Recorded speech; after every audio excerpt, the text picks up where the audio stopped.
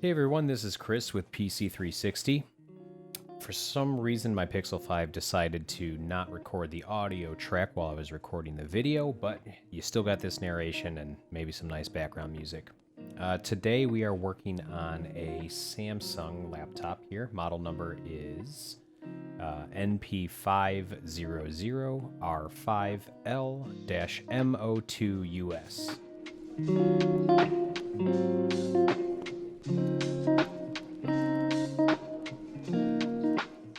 You can see right here, there's a pretty rad crack at the top left-hand side of the screen. So it is just an LCD screen. There's no digitizer. We don't have touch. So we're just going to power it down here and we're going to flip it over and take the back off.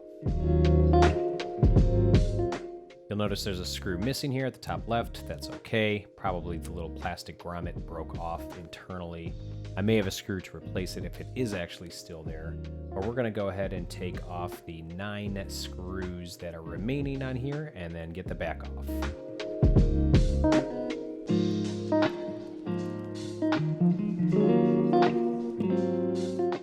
There are no hidden screws underneath any labels, no screws underneath any of the rubber feet.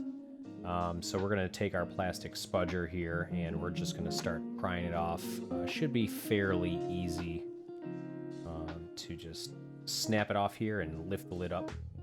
Sometimes on these models, since it does have a VGA port, you can see there just on the right hand side, you do have to sometimes lift up the left hand side of the back case first. And then kind of push it to the right to get it over that little piece. Other than that, though, it's a fairly straightforward removal.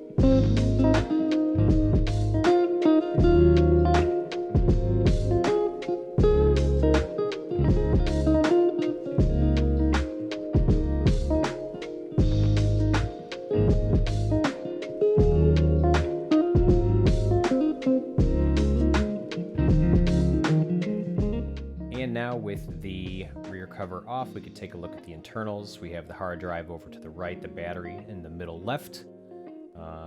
And we gotta take off the screws on the 2 hinges right here.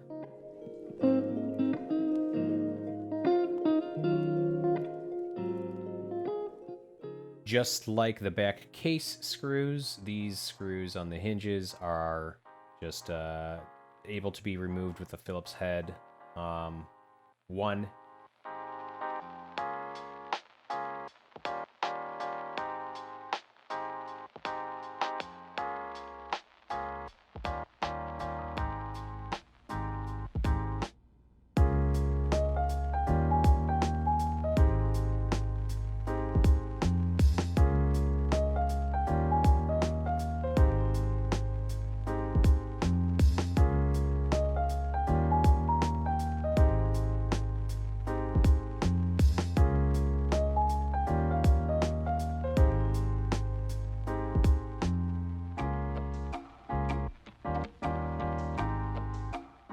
Now we're going to go ahead and disconnect the battery here. The Samsung laptop doesn't have an auto-on feature when opening the lid like a lot of newer laptops do. So we don't have to worry about turning on when the lid comes up, but now we definitely don't have to worry about it turning on since the battery is disconnected here.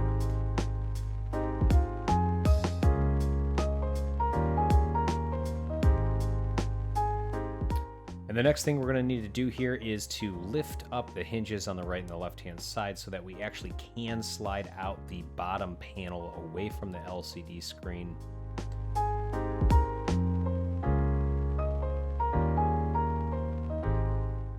After those hinges are up, we're going to go ahead and pull off the little monitor connector there. And we're going to take a look around to see if there's anything else that needs to be disconnected. Sometimes you get the Wi-Fi going around the screen, which is very common. This one doesn't have it. So just undoing the monitor cable allows us to free the entire back panel from the LCD screen. And it does look like the grommet, little screw grommet broke, so That one missing screw, replacing it, even if I had one, is not going to really help at all because it just won't have anything to actually screw into. Now we need to remove the bezel from the actual LCD panel. This is generally pretty easy, and they're just held in with little plastic snaps. Sometimes you have to get a little bit of start with the spudger, but once you kind of get the first set, it does come up fairly easy after that. The thing to be careful about on some of these, like this Samsung, is there are two little hooks that kind of go over the hinge. Those can break fairly easy, but on this specific model, there's really not much more to worry about. So we're just going to take the bezel off.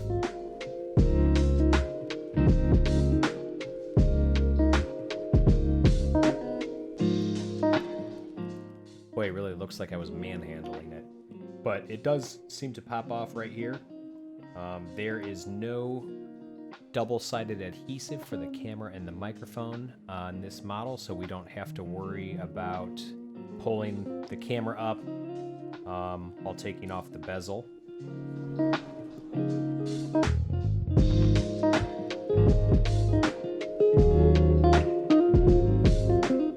And now that the bezel's off, we can take a look at what's underneath it. This specific monitor does not have the double-sided tape sticky pull tabs. It is adhered with 4 screws, 2 on the left, 2 on the right. So we're going to remove the little monitor cable from its little wire guides here. And then we're going to take a quick little look at the new LCD panel so that you can see what I'm talking about with the screws and the little guide holes.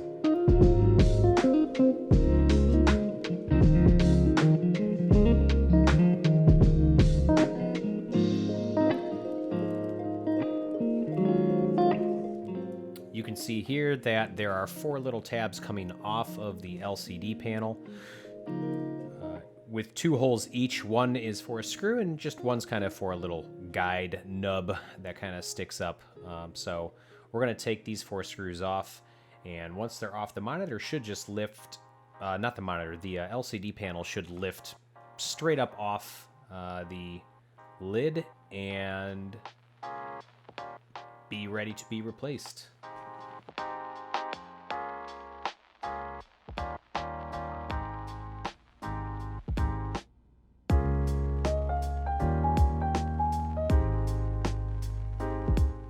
The next thing we need to do here is remove the 40-pin connector from the back of the panel. We're going to slowly lift up the ribbon case from the lid. It's adhered with a little bit of adhesive just to keep it flat. These little pin connectors sometimes have these little metal hinges that are kind of a pain in the butt to bring down and then pull back. That kind of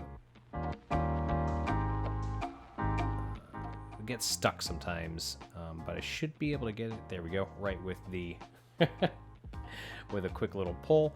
And now we can throw that cracked LCD panel right in the trash. We're going to take our 40-pin connector again, and we are going to get it connected to the back of the panel. If I remember correctly, I definitely, for some reason, struggled getting this bad boy on, so we'll just speed it up. And here we are, just kind of relaying down the already adhesive-backed ribbon cable. And we'll get the monitor laid down there with their little guide pegs, and we'll get the monitor screwed back in so that we can begin to reattach the bezel. We'll put the connector back to its little wire guides there so that it's nice and snug.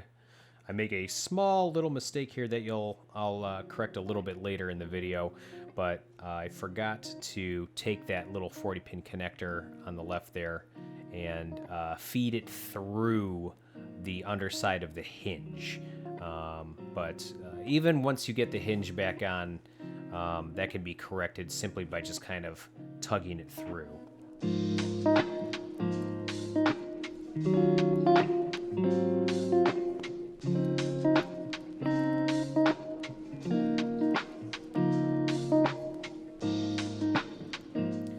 so let's get the little snaps back on to the bezel, the little Samsung here, and push it all in nice and firm. Make sure everything is flush. Forgot to take off the film there.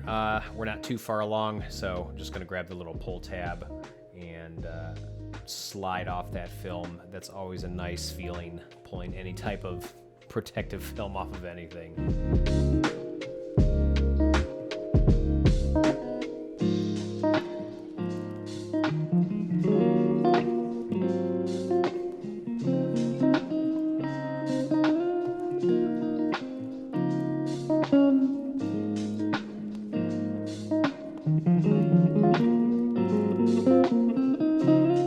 So now we're going to place the screen underneath the body, kind of how we started it.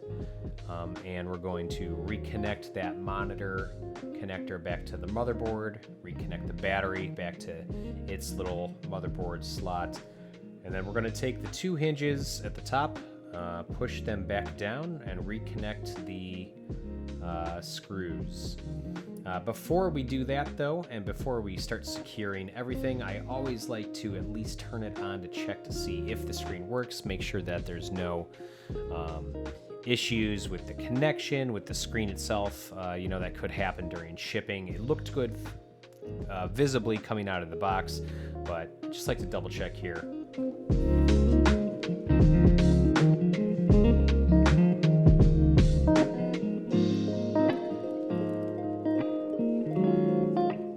There we go. Nice, pretty looking Windows 10 login welcome screen.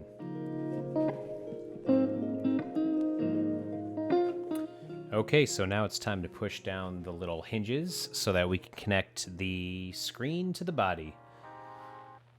We're going to gently push those down and then re-screw in the 3 screws on each hinge. A lot of times, the hinge screws will actually have like 2 inside and then 1 outside that will go through the case onto the hinge. It usually alleviates a little bit of pressure on the actual part of the case. This one has all 3 connected to the hinge internally, but in case you're ever putting back together a laptop that has 2 screws on the inside and 1 screw on the outside, and you don't remember which ones go where, you can always figure out. Most manufacturers will put a little triangle that kind of denotes almost like an arrow pointing to the screw holes where the screws need to go internally. And then the 1 screw hole that is for the external screw will not have a triangle.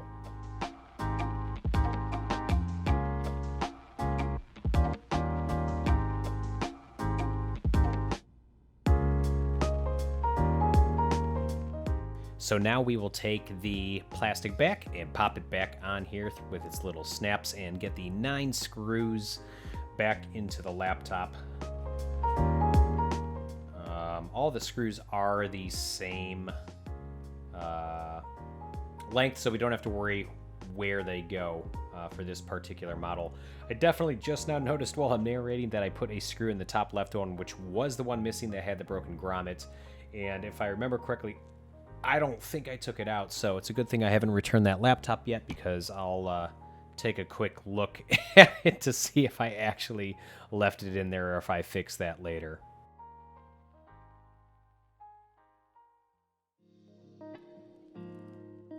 And with those final screws back in, I'm going to pop open the lid, just make sure, again, the screen turns on, and it looks like we're good to go. If anybody has any comments or questions about this particular laptop, please leave them in the comments. I'm happy to take a look, and I'll be reading through as many as I can. Granted, I'm sure I'll get 0, considering this is the first video on the channel, and I probably won't get comments for a while, but, I'm talking to myself right now, but that's okay. I can't really take requests. As the hardware comes in, I'll be making videos.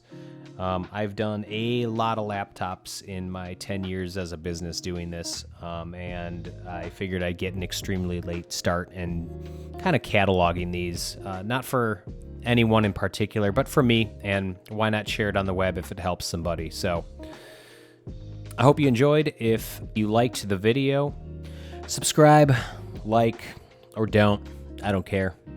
But that's cool if you do. So I'll see you around for the next video. Later.